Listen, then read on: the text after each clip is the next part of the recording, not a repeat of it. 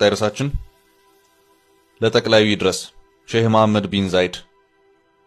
የተባበሩት አረብ ኤምሬቶች ፕሬዝዳንት ሼህ መሐመድ ቢን ዛይድ ከአንዲት ኢትዮጵያዊት ጋር የተነሱት ፎቶ ከፍተኛ ትኩረትን ስቧል። ሼህ መሐመድ ፎቶውን ለጠቅላይ ሚኒስትር አብይ አህመድ አድርሽልኝ ብለዋል። በተባበሩት አረብ ኤምሬትስ በስደት ስራ ላይ የምትገኝ ኢትዮጵያዊት ያጋራችው የፎቶ በርካቶች ተቀባብለውታል። ወጣቷ ፎቶውን ባጋራችበት መልእክቷ ለኛ ኢትዮጵያውያን ፕሬዝዳንቱ ያላቸው ክብር አስደሳች ነው ስትል ገልጻለች። ሰናይት የተባለችው ኢትዮጵያዊቷ ወጣት ለ15 ዓመታት ያህል በተባበሩት አረብ ኤምሬቶች ውስጥ በፕሬዝዳንት ሼክ መሐመድ ቢን ዛይድ አልናህያን እናት ሼክ ፋቲማ ቢንት ሙባረክ ቤት ውስጥ ስትሰራ ቆይታለች። በዚህ ዓመት ኢድ ላይ ትኩረት የሳበው ገጠመኝ ተከስቷል። የተባበሩት አረብ ኤምሬትስ ፕሬዝዳንት ሼክ መሐመድ ቢን ዛይድ አልናህያን እናታቸውን ለመጠየቅ መጡ። በዚህ ወቅት ወጣቷ በድፍረት ከፕሬዝዳንቱ ጋር ፎቶ እንድትነሳ ጠየቀቻቸው።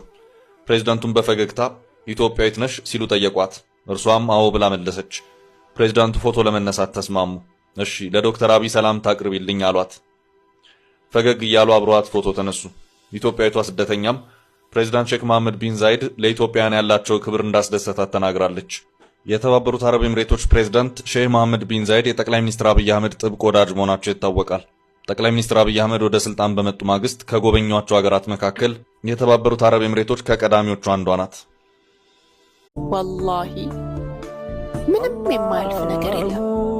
ምንም ከነገሩ ክብደት፣ ካሳማሚነቱ፣ ካጨላለሙ ብዛት የማያልፍ መስሎ ቢታያችሁ ያልፋል።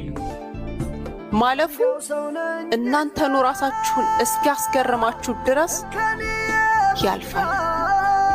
ትንሽ ብቻ ትዕግስት ይኖራችሁ። ትንሽ ብቻ ትዕግስት።